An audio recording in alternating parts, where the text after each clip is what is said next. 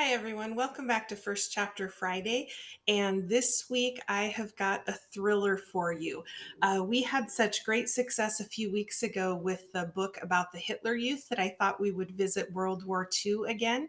And so this week's book is called Sabotage, The Mission to Destroy Hitler's Atomic Bomb. And it's by Neil Bascom, who actually is originally from Seattle. So that's pretty cool. He's a local boy. And so this book is considered narrative nonfiction. So if any of you have ever read nonfiction books before that you thought were kind of dry and boring, this is not one of those books. Narrative nonfiction means that it reads like a novel.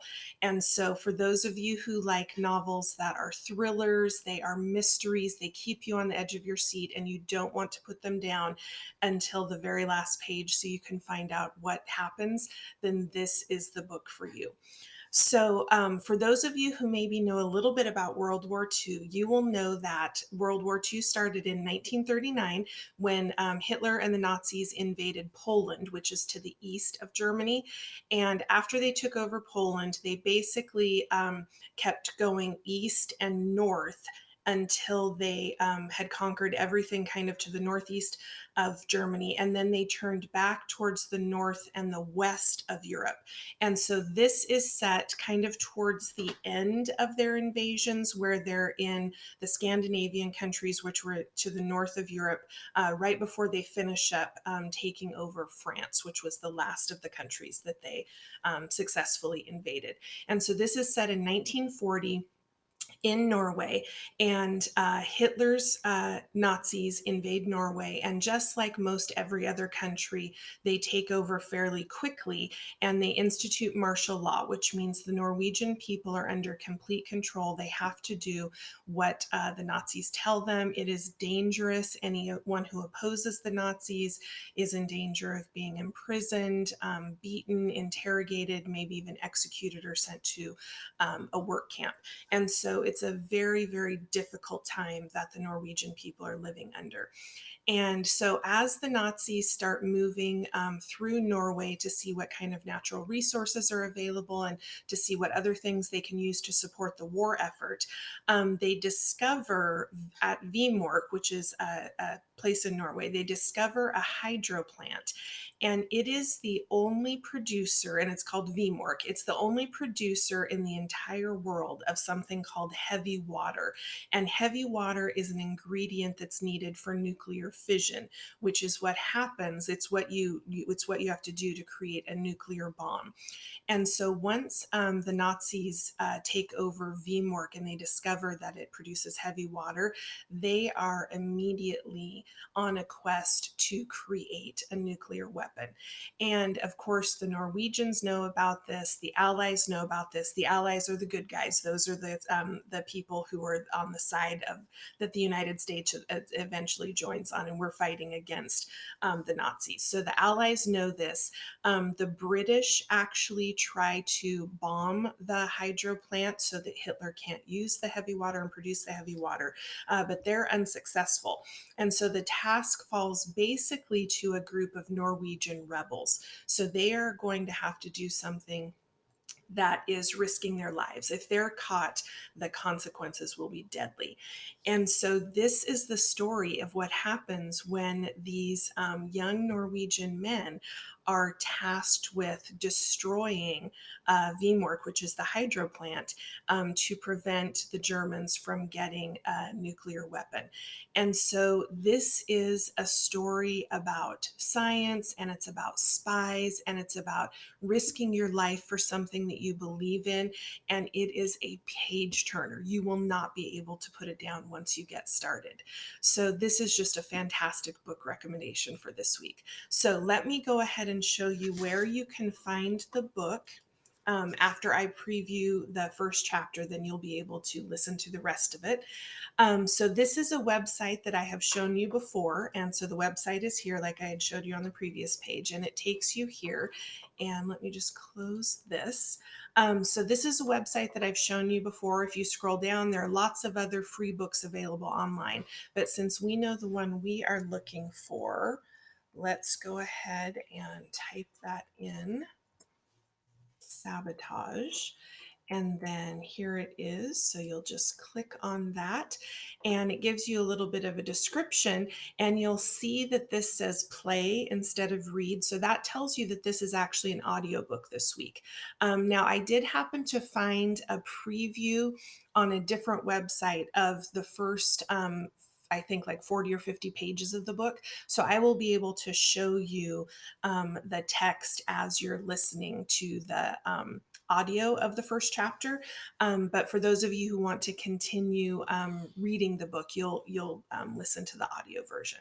So you're going to click play right here. And then over on the left, you will see that you have all these choices. I'm going to skip the intro and I'm going to go to the prologue, which is kind of like a quick little hook to get you set up for what's going to happen in the rest of the book. And it's very short. So I'm going to start with the prologue, and then I'll also play chapter 1 for you. Okay, so let me get started here. Let's turn the volume up just a little bit. And this is the prologue and the first chapter of Sabotage. Prologue. Nazi-occupied Norway, February 27th, 1943. In a staggered line, they cut across the mountain on their skis. Dressed in white camouflage suits over British Army uniforms, the young men threaded through the stands of pine and moved down the sharp, uneven ground. The silence was broken only by the swoosh of skis and the occasional slap of a pole against a branch. The warm, steady wind that blew through Vestfjord Valley dampened even these sounds. This was the same wind that would eventually, hopefully, blow their tracks away. A mile into their trek, the woods became too dense and steep to descend by any means other than by foot. The 9 Norwegian commandos took off their skis and balanced them on their shoulders. Then they slid and trudged down through the wet and heavy snow. They carried 35-pound backpacks filled with survival gear, submachine guns, grenades, pistols, explosives, and knives. Each one also had a cyanide pill in case of capture by the enemy. Often, the weight of their equipment made them sink to their waists in the snow. Suddenly, the forest cleared, and they came upon the road. Ahead of them, on the other side of a terrifying gorge, stood Vemork, their target. The enormous power station and the 8-story hydrogen plant in front of it were built on a rocky shelf that extended over the gorge. Below it, the Mona River snaked through a valley so deep that the sun rarely reached its base. Despite the distance across the gorge and the wind singing in their ears, the commandos could hear the station's low hum. Before Hitler invaded Norway and the Germans seized control of the plant, Vemork would have been lit up like a beacon. But now its windows were blacked out to discourage nighttime raids from Allied bombers. High on the icy crag, its dark silhouette looked like a winter fortress. A single-lane suspension bridge provided the only point of entry for workers and vehicles, and it was closely guarded by the Nazis. Mines littered the surrounding hillsides. Patrols swept the grounds. Searchlights, sirens, machine gun nests, and a barrack of troops were also at the ready. And now, the commandos were going to break into it. The young men stood mesmerized. They had been told the plant produced something called heavy water, and with this mysterious substance, the Nazis would be able to blow up a good part of London. But none of the saboteurs were there for heavy water or for London. They had seen their country invaded by the Germans, their friends killed and humiliated, their families starved, their rights curtailed. They were there for Norway, for the freedom of its lands and people from Nazi rule. They refastened their skis and started down the road to their mission. Okay, so that's the prologue, which is the moment the Norwegian commandos get to the fortress and they're about to attack. All right, so now I'm going to play chapter 1. Chapter 1. Invasion. In the dark early hours of April 9th, 1940, A fierce wind swept across the decks of the German cruiser Hipper and the 4 destroyers at its stern as they cut into the fjord toward Trondheim, Norway. The ships approached the 3 forts guarding the entrance to the city, all crews at the ready. A Norwegian patrol signaled for the boats to identify themselves. In English, the Hipper's captain returned that they were a British ship with orders to go towards Trondheim, no unfriendly intentions.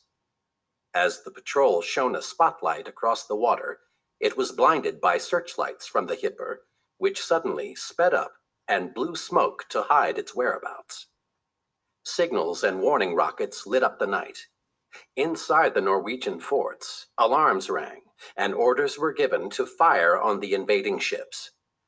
But the inexperienced Norwegian soldiers struggled to shoot their guns. By the time they were prepared, the Hipper was already steaming past the first fort. At the second fort, the bugler who should have sounded the alarm had fallen asleep at his post. The moment the gunners there opened fire, their searchlights malfunctioned, so they could not see their targets. At 4:25 a.m., the German force set anchor in Trondheim's harbor. Cutters began bringing hundreds of soldiers from the warships to the shore. The soldiers spread out from the port into the defenseless streets. The Nazi invasion of Norway had begun. In a large hall at the Norwegian Institute of Technology, NTH, 20 minutes away from Trondheim's harbor, Leif Tronstad gathered his fellow teachers, their students, and a handful of others. Word of the invasion had reached him before the break of day, and while his wife and children slept, he had rushed to the institute. From the few reports he and others had received, all of Norway looked to be under attack. Most major cities had fallen alongside Trondheim, but the capital, Oslo, was rumored to be holding out. The group debated what they should do. One among them, a firebrand named Knut Haukelid, who was visiting friends in the city, wanted to fight with whatever weapons they could find. The Germans were invading their country, and they must resist. Others preached caution. They did not know exactly what Hitler intended for Norway, and their small country, with its limited military, stood little chance against German might. When Tronstad spoke, he held everyone's attention. At 37 years of age, he was the university's youngest full professor and a favorite in its classrooms. Of medium height, he had blue eyes and ash-blonde hair parted neatly on the side, with a light dance of crow's feet around his eyes. He told those assembled that he would travel to Oslo, where, as a reserve officer in the army, he had standing orders to go once war broke out. He suggested those with military experience should do the same. As for the others, he said, each man needed to follow his own conscience on what action he should take. But all must remember their country was in desperate need. Whatever you do, he said, your actions will be history in 100 years. With that, he said his goodbyes. Tronstad had feared this would happen, that Norway would be attacked and its sleeping government would leave the country unprepared to mount a defense. Since the day Adolf Hitler had invaded Poland in September 1939, and Britain's soon-to-be Prime Minister, Winston Churchill, had announced, "We are fighting to save the whole world from the pestilence of Nazi tyranny," it was clear to Tronstad that Norway would not be allowed to maintain the neutral stand it had held in the First World War. The fight between the Allies and the Nazis in mainland Europe had stalled, and the two sides had circled around Norway for months. With its rich natural resources and strategic position in the North Sea, Tronstad's homeland was too good a prize to leave unclaimed. As Tronstad hurried home, German soldiers occupied the city around him, marching in columns through the streets. They established machine gun nests and mortar positions at key spots throughout the city, and called out warnings in German not to resist. Tronstad ignored them. When he reached his two-story house on the city's outskirts, He told his wife, Bassa, that they were not safe in Trondheim. He would take her and the children to a mountain tourist lodge 100 miles to the south. Then he would go to Oslo to join the army. Together, they woke up their young children, Sitzel and Leif, and helped them dress and pack. 15 minutes later, they piled into their car. As they headed south over a river bridge, 2 ash-colored bombers flew overhead. "What kind of plane is that?" Sitzel asked. "It is a German plane," Tronstad said, his first explanation of their hurried departure. "I'm afraid the war's come to our country." 28-year-old Knut Haukelid chose a different path out of Trondheim. He and a few NTH students took control of a freight train in the city and drove it almost halfway to Oslo, until they found the tracks closed. They abandoned the train and took a bus to the nearest army headquarters. There, they learned the heartbreaking news that the Nazis had taken Oslo, and King Haakon VII and the Norwegian government had fled the capital. In fighting to free his country, Haukelid found his purpose. He tracked down a regiment battling the Germans and received a Krag rifle and 30 rounds of ammunition. At first glance, Haukelid probably looked similar to all the other soldiers the commander was sending into war, with nothing particularly notable about him. He had fair hair, blue eyes, and a medium build that hunched slightly at the shoulders, and at 5'10", he was just above average height. Yet over the next 3 weeks, despite having no military experience, Haukelid fought ferociously for his country and king, refusing to surrender as their invaders demanded. His battalion ambushed a line of German tanks at a mountain pass, wiping them out with homemade bombs and a single cannon. But apart from that one success, they were pushed back again and again. The German blitzkrieg, with its armored vehicles, fast bombers, and well-trained troops, were simply too overwhelming a force to resist. His regiment surrendered, but Haukelid did not. He tried to reach the fighting in the 2 strategic valleys that ran between Oslo and Trondheim, but his countrymen were already in retreat. Finally, he traveled into the capital and went to his parents' home, a spacious apartment in the city center. His father was away, so only his mother was there to welcome him. Haukelid went into the room where he still kept a few possessions and closed the door. "What are you doing?" his mother asked. "Getting some things," Haukelid said, grabbing his cross-country skis and boots from the closet. "You need to get out and fight," she told him. That was exactly his plan. Before the war came, Knut Haukelid was a bit of a lost soul. He was born in Brooklyn, New York, to Norwegian immigrants, but his family returned to Oslo when he and his twin sister, Sigrid, were still toddlers. Dyslexic and restless, he hated school. Sitting still in those hard chairs all day, listening to the drone of teachers, was torture for him. Talking in class only turned the screws, thanks to a slight stutter. He entertained himself by pulling pranks. Once, he released a snake in the middle of class, earning one of his many suspensions. The one place Haukelid was able to run free was the family's country lodge. On weekends and in summertime, he skied, fished, camped, and hunted with his grandfather in the mountains and lakes of Telemark, west of Oslo. Haukelid was told the old tales of trolls inhabiting and protecting the lands of Norway, and he believed them. His faith in these creatures lent even more magic to the woods he loved. After high school, Haukelid left for the United States to attend college. He traveled the country, working at farms for spare cash. A few years later, he came back to Norway. His father found him a well-paid job at Oslo's biggest bank, but Haukelid turned it down. He could earn more money, he told his father, fishing for trout, and off he went. After several months of fishing, he moved again, this time to Berlin. His sister, Sigrid, left the country as well. She went to Hollywood and became a movie star known as the Siren of the Fjords. Haukelid studied engineering, learned German, and questioned his future. In 1936, he saw Hitler's propaganda parade at the Olympics.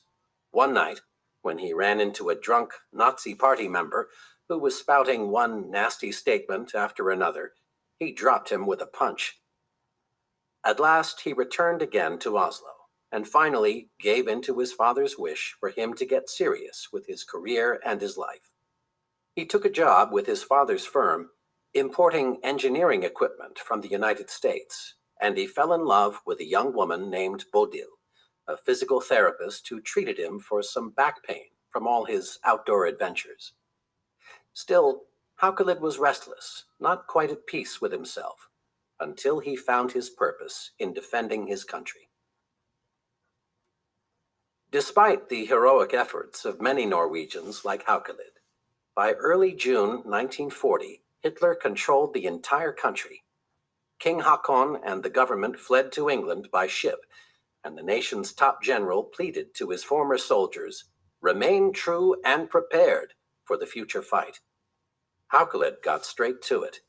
In Oslo, he and a friend who had received wireless training in Britain launched their own spy network for the Allies. For months, the two moved from hut to hut in the woods outside Oslo, sending radio signals to Allied forces, but hearing nothing in return. Through a range of contacts in the city, they collected intelligence on the German command in the capital. Everyone from Reichskommissar Josef Terboven, who served as Hitler's right hand in Norway, to General Nikolaus von Falkenhorst, who oversaw the German military forces, to SS Lieutenant Colonel Heinrich Felis, who ran the security services.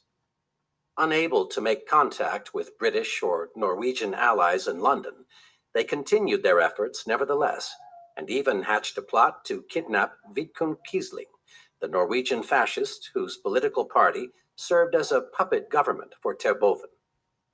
Haukelid and his friend were daring and brave. They were also amateurish and terribly ineffective. But they had joined a growing resistance movement that hoped to drive the Nazis from their land. They all felt they had to do something. Reichskommissar Terboven moved quickly to consolidate Nazi rule. He removed any Norwegians not loyal to the new order from positions of influence: judges, clergy, journalists, business heads, policemen, mayors, and teachers alike. The Norwegian parliament was closed permanently, its members sent home. The main government buildings in the heart of Oslo flew Nazi flags. The Nazis' presence extended well beyond Oslo. Travel after curfew or beyond a certain place without an identity card or pass was made illegal. Radios were banned. Anyone breaking the rules was subject to arrest, or whatever punishment the Nazis chose, since it was the Nazis, not the police, who enforced the law. Nothing was published in Norway without the censor's stamp of approval. New school books were printed to teach students that Hitler was Norway's savior. Strict rationing of coal, gas, food, milk, and clothing left families scraping by. People found themselves making shoes from fish skins and clothes from old newspaper. All the while, the Germans took whatever they wanted for themselves, from the finest cuts of meat to the best houses. Some Norwegians supported the new German order. Many others merely did what they were told. But there were others still who pushed back against the Nazis. In September 1941, workers throughout Oslo went on strike against the strict rationing of milk. Terboven put martial law into effect. Hundreds were arrested, and the security chief, Felis, ordered the execution of 2 strike leaders. Following this, the Nazi secret police, the Gestapo, intensified their hunt for underground resistance cells. Soon they came for Haukelid, storming his family's apartment. He was not home, but the Gestapo arrested his mother, Sigrid, and his new wife, Bodil. When asked where her son was, Sigrid slapped the Gestapo officer in the face and said, "He's in the mountains." "No," the Nazi said, "he's in England. Our contact tells us he's already been taken across the North Sea. And what do you think he is doing there? You will find out when he comes back, she promised. Leif Tronstadt would not stand for the Nazis living in his country and lording power over its people. Their presence was a violation of everything he held dear, and their occupation robbed him of the life he'd built from nothing. 3 months before Tronstadt was born, his father died of a heart attack. His mother supported her 4 sons by serving as a maid at private dinner parties, hosted by the wealthier families in their neighborhood outside Oslo. Growing up, Leif was either studying, running, or working. He excelled at all 3 activities, setting new track records and making the highest marks at school. His favorite subject was always science. He simply liked to understand how the world worked. He graduated college with top honors, married his childhood sweetheart, Bassa, and won scholarships to focus on chemistry at some of the best institutes in the world, including Cambridge University in England and the Kaiser Wilhelm Institute of Chemistry in Berlin. Talented not just in the lab, but also in theoretical work, Tronstadt found many opportunities open to him. Since his first student days, he had wondered whether he should work in industry or teach.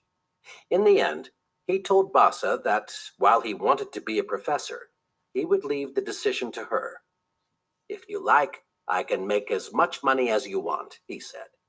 She gave him her blessing to teach. He was soon a professor at NTH.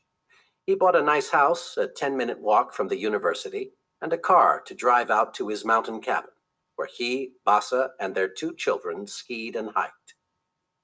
During these pre-war years, Tronstadt also worked as a consultant to several Norwegian companies, advising them on the manufacture of steel, rubber, nitrogen, aluminum, and other industrial products.